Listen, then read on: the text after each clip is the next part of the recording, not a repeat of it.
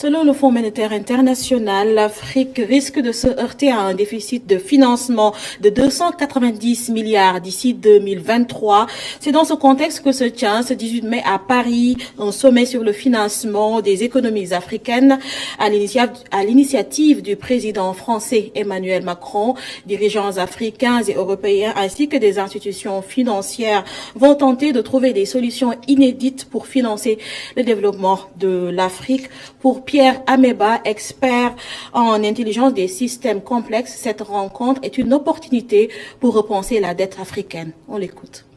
Beaucoup de nos pays africains comptent sur l'aide publique étrangère pour financer leur économie, pour financer leurs projets de développement, donc ce qui peut être un premier problème, parce que comment peut-on effectivement compter sur l'apport direct étranger pour financer son économie? Donc ça, c'est une question qui ne sera certainement pas abordée, mais qui est une question que nous autres Africains devrions nous poser de plus en plus, et nous devrions aussi essayer de trouver des réponses adéquates quant à cette question-là pour pouvoir trouver en nous les moyens de financer notre propre économie, parce que si nous ne le faisons pas, nous serons toujours confrontés à la situation actuelle, c'est-à-dire que tous les pays du monde ont été touchés par la pandémie, beaucoup de nos partenaires financiers internationaux ont été touchés par la pandémie et cherchent des solutions pour financer leur propre économie. Alors nous, que faisons-nous? L'autre enjeu aussi, c'est qu'il faut se rendre compte que un peu plus de 15 années seulement après que la dette africaine